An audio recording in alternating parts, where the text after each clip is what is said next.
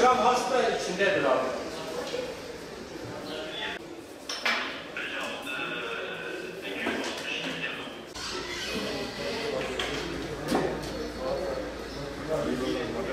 Ne zaman?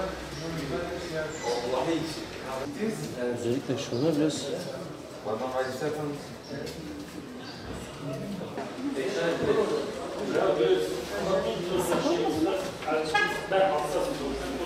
Tuzlu mu? İş bakması.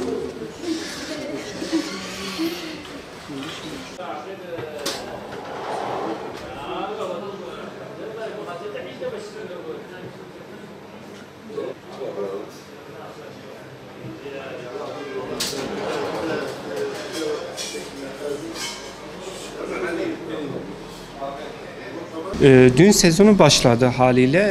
Yalnız insanların alım gücü düştüğü için talep olmasına rağmen kısıtlı imkanlar neticesinde mesela daha önce satışlarımız bir bilezik üzerinden söyleyeyim size 8 bilezikken şu an 4 bileziğe indi.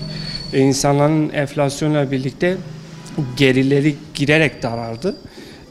Altında çok acayip bir yükselme olmamasına rağmen talep var ama dediğimiz gibi alım gücü etkilenince bundan satışlarımız yarıya iniyor. Yani. Kiralık altın sorma durumları çok oldu bu aralar, yani daha önceki senelere oranla daha fazla arttı bu şey.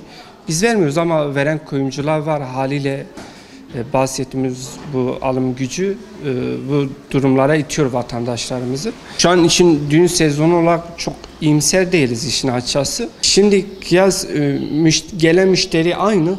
Yani müşteri bazında çok bir eksilme görmüyoruz. Yalnız daha önce 100 gram almak isteyen vatandaş şu an 50 gram alıyor. Yani müşteriniz aynı kalsa bile satışlarınız %50 düşüyor.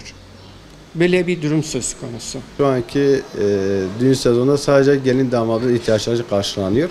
Kısıtlı bir şekilde. Yani eskiden 8 tane bilezik alınırken şu an 6'ya düşürüldü. 4 oldu. 2-3 tane yüzük alınırken şu an 1-2'ye falan düşürüldü. Yani imkanlar kısıtlı olduğu için. Tabii ekstradan şu vardı daha önceden. Bir gelin damat geldiği zaman bugün iş yerimize örneğin gelinin kız kardeşine, teyzesine ya da erkek kardeşine herhangi bir hediye falan alınıyordu. Ama şu an o imkanlar falan kalmamış. Çünkü ekonomi şartları biraz daha farklı olduğu için eskiye ziyaden alım gücü gerçekten çok düştü yani şu an. 2 sene önceye göre misal hani altın 400 milyonken şu an nereden bakarsın gramı 850-1900 liraya falan yaklaştı yani. Çok haddinden fazla çok bir artış oldu yani. Çeyrekler bile şu an hani artık alım için zorlandı millet.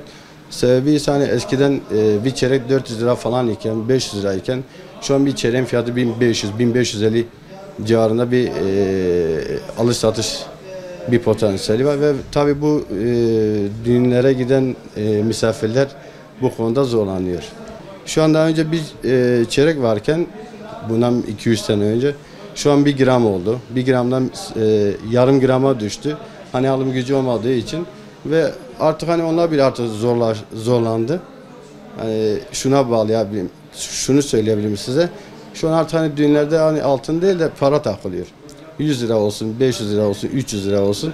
Hani imkanlar dahilinde artık bu takılar takılıyor. Düğün sezonu şu an bu sene iyi. En düşmesine falan sebep oluyor. Hani altın böyle bu şekilde yüksek olduğundan dolayı.